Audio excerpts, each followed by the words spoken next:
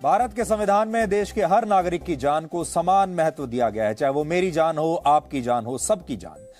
जब किसी नागरिक की हत्या होती है, चाहे वो किसी भी धर्म का हो, किसी भी जाति का हो, तब एक जैसी कानूनी धाराएं लगती हैं और एक जैसी सजा भी हमारे देश की अदालतें देती हैं।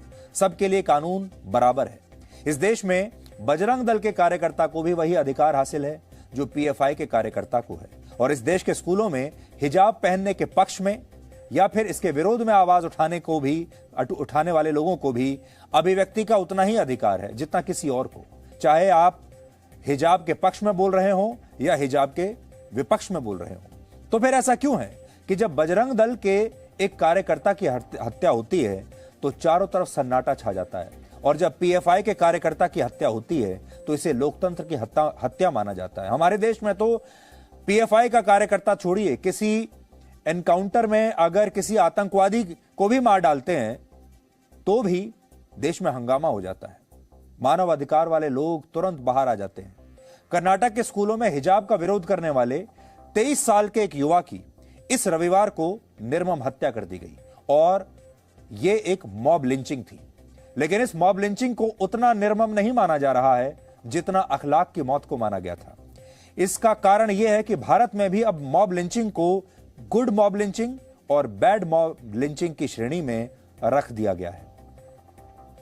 कर्नाटक में जिस युवा की मॉब लिंचिंग में यह निर्मम हत्या हुई है उसका नाम है हर्षा, और इसकी उम्र सिर्फ 23 वर्ष थी।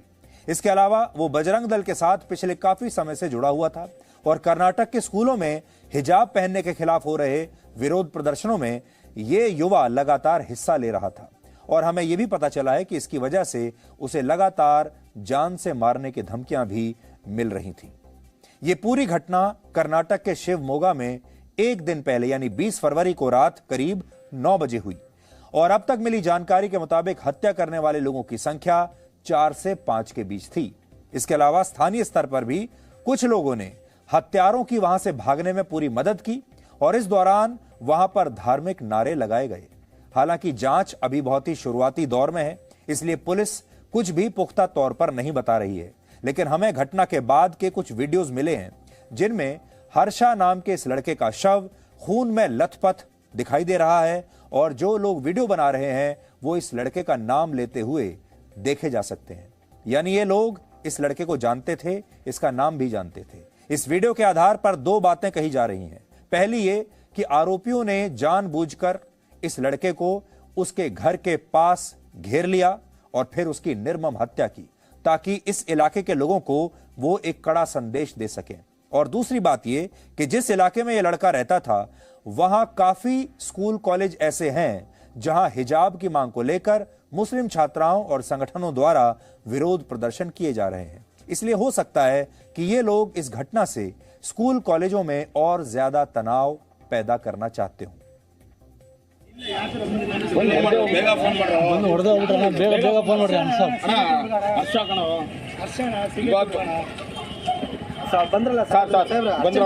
ಅರ್ಜೆಂಟ್ ಆಂಬುಲೆನ್ಸ್ ಫೋನ್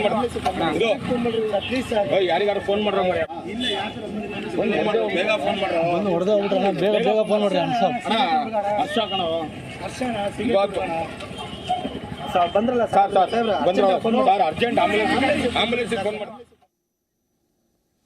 आज हमें दुख इस बात का है कि हमारे देश में किसी एनकाउंटर में जब कोई आतंकवादी मारा जाता है तो इस घटना से कहीं ज्यादा शोर मचता है। इस घटना से कहीं ज्यादा लोग मानव अधिकारों के लिए बाहर निकल आते हैं और उस आतंकवादी के प्रति सहानुभूति दिखाने लगते हैं। लेकिन इस घटना पर चुप्पी साधी हुई है हमारे देश के लोगों ने। इस घटना के बाद से शिवमोगा में बहुत तनाव है, और पिछले 24 घंटों में वहां तोड़फोड़ और आगजनी की कई घटनाएं हो चुकी हैं, जिनमें लोगों के घरों, दुकानों और गाड़ियों को भी जलाया गया है, उन्हें नुकसान पहुंचाया गया है। इन तस्वीरों को देखकर आप समझ सकते हैं कि शिवमोगा में अभी हालात किस तरह के होंगे। ये शिवमोगा की तस्वीरें ही इस समय आप देख रहे हैं, और इस स्थिति को देखते हुए अब पूरे शहर में धारा 144 लगा दी गई है, और इस जिले में 2 दिन के लिए स्कूल कॉलेज भी बंद कर दिए गए हैं। सोचिए, ये वो समय है जब बच्चों को परीक्षा की तैयारी करनी चाहिए। परीक्षाओं का समय है, ये फरवरी समाप्त होने को है, मार्च आने वाला है, ये परीक्षाओं का समय होता है। तब इस तरह के सांप्रदायिक जहर घोलकर पूरी शिक्षा व्यवस्था को ध्वस्त किया जा रहा है, स्कूल कॉलेजों को बंद किया जा रहा है। पिछले 2 साल से कोविड की वजह से स्कूल बंद रहे, कॉलेज बंद रहे। हमारे देश के जो युवा हैं, छात्र हैं, पढ़ाई नहीं कर पाए और सब कुछ ऑनलाइन चल रहा था। अब बड़ी मुश्किल से स्कूल कॉलेज खुले हैं, तो अब इस तरह की बातें हो रही हैं और फिर से कर्नाटक में स्कूल और कॉलेजों को बंद करना पड़ा।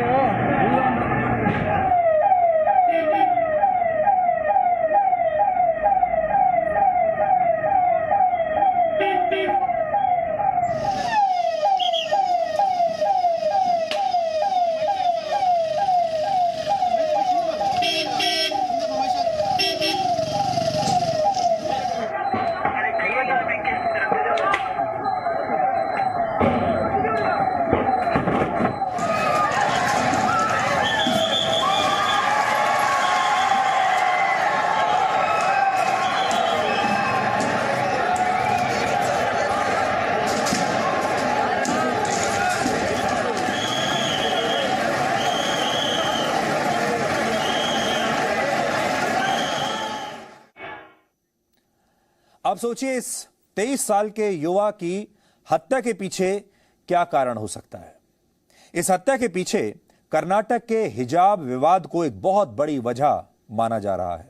ऐसा कहा जा रहा है कि इस लड़के द्वारा कुछ दिन पहले फेसबुक पर एक पोस्ट लिखी गई थी, जिसमें इस लड़के ने स्कूलों में हिजाब पहनने की मांग का विरोध किया था और यह भी लिखा था कि अगर सरकार और स्कूल प्रबंधन इसकी मंजूरी देता है, यानी हिजाब पहनने की मंजूरी देता है, तो फिर इन स्कूलों में पढ़ने वाले हिंदू छात्र भी भगवा गमछा पहनकर विरोध प्रदर्शन करेंगे। ऐसी एक फेसबुक पोस्ट इस लड़के ने लिखी थी, ऐसा कहा जा रहा है। हमें इस लड़के की कुछ तस्वीरें भी मिली हैं, जिनसे पता चलता है कि यह लड़का वाकई हिजाब की मांग के खिलाफ हो रहे विरोध प्रदर्शनों में हिस्सा ले रहा था और इसकी जानकारी लगातार अपने सोशल मीडिया अकाउंट्स पर शेयर कर रहा था, अपनी तस्वीरें पोस्ट कर रहा था। 7 फरवरी को भी इस लड़के ने शिवमोगा के एक इंटर कॉलेज के बाहर विरोध प्रदर्शन किया था, जहां ऐसा आरोप है कि मुस्लिम छात्राओं द्वारा अल्लाहू अकबर के नारे लगाए गए थे और हिजाब पहनकर क्लासेस अटेंड करने की मांग की गई थी। फिलहाल पुलिस ने इस हत्या के पीछे की कोई वजह अभी तक नहीं बताई है, लेकिन इसके परिवार का आरोप है कि इस लड़के की हत्या सिर्फ इसलिए की गई क्योंकि वो एक हिंदू था और स्कूलों में हिजाब की मांग के खिलाफ लगातार प्रदर्शन कर रहा था। ನನ್ನೊಬ್ನೇ ಮಗ ಹಿಂದೂ ಅನ್ನೋದ್ ಬಿಟ್ರೆ ನನ್ನ ತಮ್ಮ ಇನ್ನೇನೂ ಮಾಡಿಲ್ಲ. ಹಿಂದುತ್ವ ಅಂದಿದ್ದಕ್ಕೆ ಇವತ್ತು ಅಲ್ಲಿ ಆ ಸ್ಟೇಜ್ ಅಲ್ಲಿ ಬಿದ್ದಿದ್ದಾನೆ ನನ್ನ ತಮ್ಮ. ದಯವಿಟ್ಟು ಎಲ್ಲಾರು ಒಂದ್ಸಲ ನೋಡಿ, ಎಲ್ಲ ನನ್ನ ಅಣ್ಣ ತಮ್ಮಂದಿರ್ಗೂ ಕೈ ಮುಗಿದ್ ಬೇಡ್ಕೋತೀನಿ, ಮುಸ್ಲಿಂಗೂ ಬೇಡ್ಕೋತೀನಿ, ಹಿಂದೂರ್ಗೂ ಬೇಡ್ಕೋತೀನಿ, ನಿಮ್ಮ ಅಪ್ಪ ಅಮ್ಮಂಗ್ ಒಂದ್ ಒಳ್ಳೆ ಮಕ್ಳಾಗಿರಿ ಹೊರತು ಇದೆಲ್ಲ ಮಾಡಕ್ ಹೋಗ್ಬೇಡಿಪ್ಪ. नजर था उन्हें ज्यादा हिंदू पर ये करता था ना, इसलिए नजर था उसके ऊपर। तो ऐसा होता करके किसी भी मालूम नहीं था, सडन शॉक ऐसा बच्चे के लिए हिंदू होना का तो वो क्या हुआ उसका फैसला वैसा ही देना। अब वो हमारा बच्चा को कैसा हुआ वैसा ही उसे भी ये करना। ये हर्षा का भाई है जिसका इंटरव्यू अभी आपने देखा और ये कह रहा है क्योंकि हर्षा हिंदू था और वो लगातार हिजाब विवाद पर प्रदर्शन कर रहा था, फेसबुक पर लिख रहा था, इसलिए उसकी ये हत्या हुई है। ये भाई कह रहा है, परिवार के लोग कह रहे हैं, लेकिन सोचिए हमारे देश का एक वर्ग है जो ये सब मानने के लिए तैयार ही नहीं है। हत्या की ये पूरी घटना हिजाब के विवाद के आसपास घूम रही है और इसे समझने के लिए पहले आपको ये नक्शा देखना होगा। फिलहाल कर्नाटक के जिन 4 जिलों में सबसे ज्यादा तनाव है, उनमें उडुपी, शिवमोगा, कोडगु और मंगलुरु प्रमुख हैं और इन जिलों में जो स्कूल और इंटर कॉलेज हैं, वहां लगातार हिजाब की मांग को लेकर मुस्लिम छात्राएं प्रदर्शन कर रही हैं और इन स्कूलों में पढ़ने वाले हिंदू छात्र भी इसके विरोध में भगवा गमछा पहनकर विरोध कर रहे हैं। आप नक्शे को अगर ध्यान से देखेंगे तो आपको पता चलेगा कि शिवमोगा उडुपी का पड़ोसी जिला है और हो सकता है कि इसी वजह से यहां धार्मिक जहर घोलने के लिए इस लड़के की मॉब लिंचिंग की गई।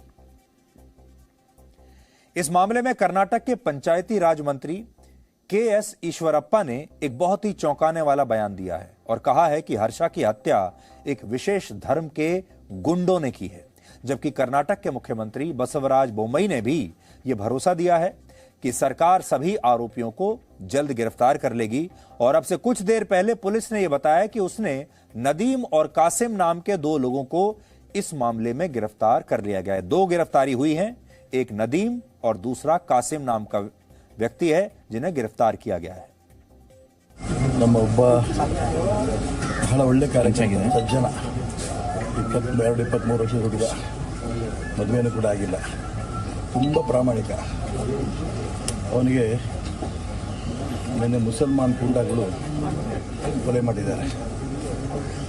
ಶಿವಮೊಗ್ಗದಲ್ಲಿ ಎಂದೂ ಕೂಡ ಈ ಮುಸಲ್ಮಾನರ ಬಾಲ ಬಿಚ್ಚಿರಲಿಲ್ಲ. ಈ ಮುಸಲ್ಮಾನ್ ಗೂಂಡಾಗಳಿಗೆ ಒಂದು ರೀತಿಯ ಕುಮ್ಮಕ್ಕು ಸಿಕ್ಕಿದೆ. ನಾನು ಇಷ್ಟು ಮಾತ್ರ ಹೇಳಬಲ್ಲೆ, ಈ ರೀತಿಗೆ ಗೂಂಡಾಗಿರಿನ ಶಿವಮೊಗ್ಗದಲ್ಲಿ ಯಾವುದೇ ಕಾರಣಕ್ಕೂ ನಾವು ಬಿಡೋದಿಲ್ಲ. Yesterday night there was a stabbing incident has been done, and there was a death of one boy called Harsha. He is known as Hindu Harsha only because he belongs to Sangathan. From yesterday night the whole thing has been, investigation has been started. There are some clues and the investigation is going on. I have got information that they have got some leads. Probably they will take up to the logical conclusion very shortly. जानकारी ये है गलत हुआ है. जानकारी तो पूरा तो नहीं, पहले से अगर होता तो इतना बड़ा आसान नहीं होता. सडनली ये लोग ने किया हुआ है, प्लानिंग छोटा लेवल में किया, बड़ा लेवल में अगर करता था तो हम लोग को पता चल जाता था. किसका सपोर्ट है ये पता चलेगा. सपोर्ट बिगर हुआ नहीं है, सपोर्ट हुआ है.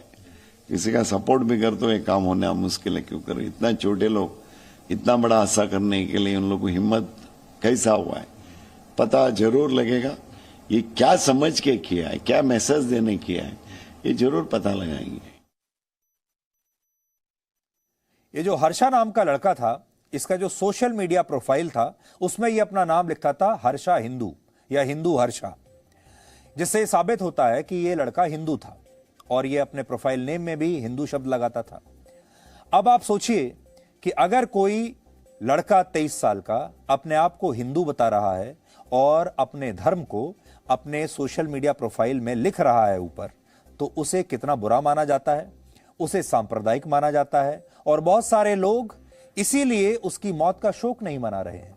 और इस देश में जब आप खुलेआम अल्लाह अकबर के नारे लगाते हैं तब इसे सेकुलर माना जाता है, अभिव्यक्ति की आजादी माना जाता है. और तब लोग सोचते हैं कि जो हो रहा है ये तो बिल्कुल ठीक हो रहा है, अपने धर्म के बारे में बात करने में बुराई क्या है. तो जब ये लड़का अपने धर्म के बारे में बात कर रहा है तो उसमें भी क्या बुराई थी. ये विडंबना है कि इस मामले में अभिव्यक्ति की आजादी की बात करने वाले हमारे देश के तमाम बुद्धिजीवी, एक खास विचारधारा के लोग, हमारे डिजाइनर पत्रकार, हमारे देश के विरोधी दलों के बड़े बड़े नेता पूरी तरह से खामोश बैठे हुए हैं. वो इसे ना तो हत्या मान रहे हैं, ना इसे मॉब लिंचिंग मान रहे हैं, क्योंकि शायद उनके लिए यह हत्या उतनी निर्मम है ही नहीं जितनी निर्मम हत्या अखलाक की हुई थी. और शायद उन्हें ये गुड मॉब लिंचिंग लग रही है. हालांकि इन दोहरे मापदंडों को आज आप इन 2 तस्वीरों से भी समझ सकते हैं. इन 2 तस्वीरों को आप देखिए. एक तस्वीर है मुस्कान नाम की उस लड़की की जो कर्नाटक के मांड्या जिले में हिजाब पहनकर कॉलेज में पढ़ने आई थी, और जब कॉलेज के ही कुछ हिंदू छात्रों द्वारा उसका विरोध हुआ तो उसने अल्लाह अकबर के नारे लगाए. इस मुस्लिम छात्रा को हमारे देश के ही कुछ लोगों ने बहादुर बताया, बहादुर लड़की बताया. इसे इनाम दिया, कैश प्राइज दिए गए इसको. इसकी बहादुरी के लिए इसे सम्मानित किया गया.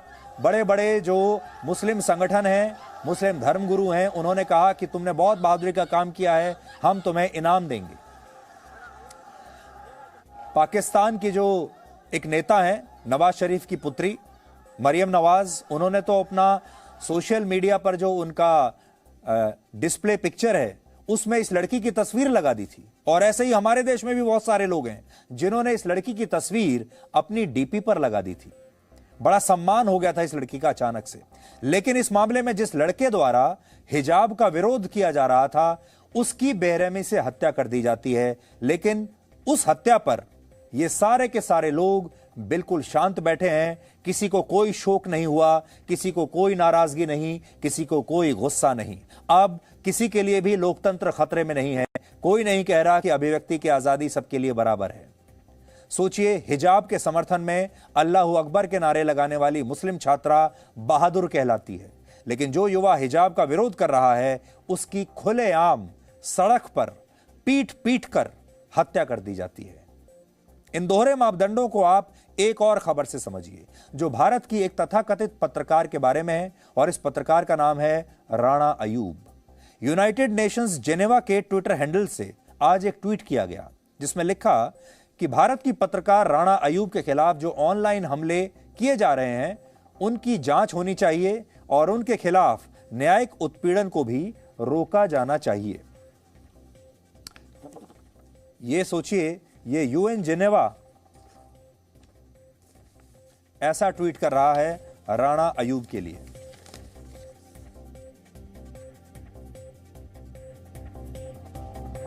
सोचिए, ऐसे डिजाइनर पत्रकारों के पक्ष में संयुक्त राष्ट्र जैसी संस्थाएं भी उतर आती हैं। और राणा अयूब किस लिए मशहूर हैं? राणा अयूब इसीलिए मशहूर हैं कि वो ऐसी ही ताकतों का साथ देती आई हैं जो धार्मिक उन्माद फैलाते हैं। इस मामले में यूएन के इंडिपेंडेंट एक्सपर्ट्स द्वारा एक लंबा चौड़ा लेख लिखा गया है, जो आज मैं अपने साथ लेकर आया हूं। इसका एक लाइन में सार यह है कि राणा अयूब के खिलाफ भारत में झूठे मुकदमे दर्ज किए जा रहे हैं और उनके बैंक अकाउंट्स फ्रीज किए जा रहे हैं, क्योंकि वो एक साहसिक पत्रकार हैं, जबकि ये सबसे बड़ा झूठ है। यूनाइटेड नेशंस राणा अयूब के खिलाफ जिस मामले को झूठा और बेबुनियाद बता रहा है, उस मामले की जांच असल में एनफोर्समेंट डायरेक्टरेट कर रहा है। और पिछले दिनों में इस सिलसिले में ईडी ने राणा अयूब, उनके पिता और उनके एक रिश्तेदार के बैंक खाते सीज कर दिए थे। तब ईडी ने जांच में पाया था कि राणा अयूब ने चैरिटी करने के लिए लोगों से पैसा इकट्ठा किया और फिर उस पैसे से अपने पिता और अपने खुद के नाम पर फिक्स्ड डिपॉजिट्स उस पैसे को से करा लिया, एफडी करा ली उस पैसे से, जो कि उन्होंने चंदे के रूप में इकट्ठा किया था बाकी लोगों से, जो इनकम टैक्स एक्ट के तहत एक अपराध माना जाता है। और इस मामले में भारत की तरफ से जवाब दिया गया है।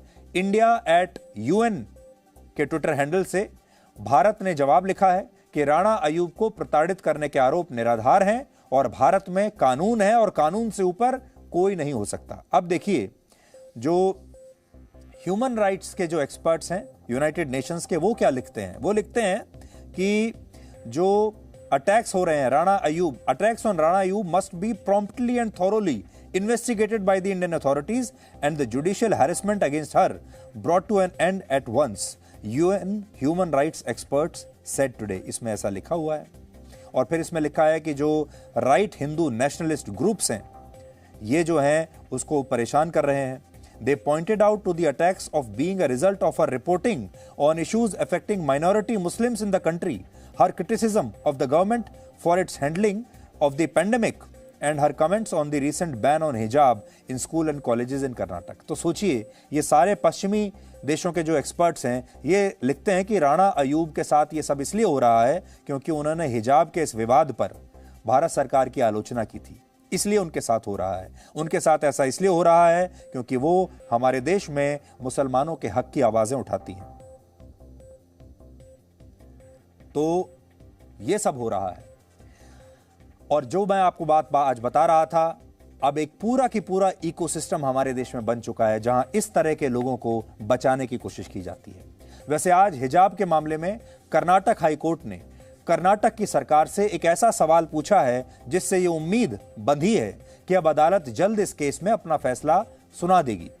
हाईकोर्ट ने आज सरकार से पूछा कि क्या स्कूल कॉलेजों में मुस्लिम छात्राओं को हिजाब पहनने की अनुमति दी जा सकती है या नहीं दी जा सकती, जिस पर सरकार ने कहा कि वो ये फैसला अदालत पर छोड़ती है। तो देखिए, सरकार भी साफ साफ कुछ कहना नहीं चाहती। अब वो कह रही है आप ही तय कर लीजिए। लेकिन सरकार की मांग यही है कि स्कूलों में धर्मनिरपेक्ष वातावरण बना रहे और किसी भी छात्र या छात्रा को स्कूल में अपना धार्मिक परिधान पहनने की इजाजत न हो। अब हाईकोर्ट को यह फैसला लेना है कि वो इसे स्वीकार करता है या फिर हिजाब पर रोक लगाता है। तो आज जो आपके लिए देखने वाली बात है वो ये कि हमारे देश में जब किसी आतंकवादी की जान ले ली जाती है किसी एनकाउंटर में, तो सोचिए हमारे देश में ही कितना हल्ला मचता है।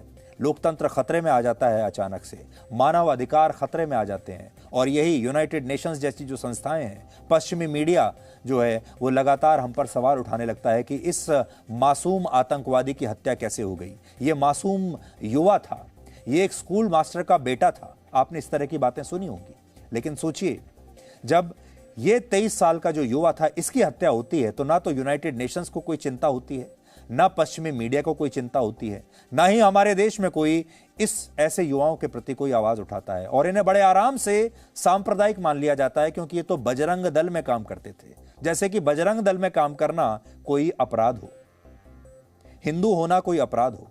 और अगर यही लड़का पीएफआई का कार्य करता रहा होता तो अब तक इस देश में न जाने कितने लोग गुस्से में बाहर निकल आते।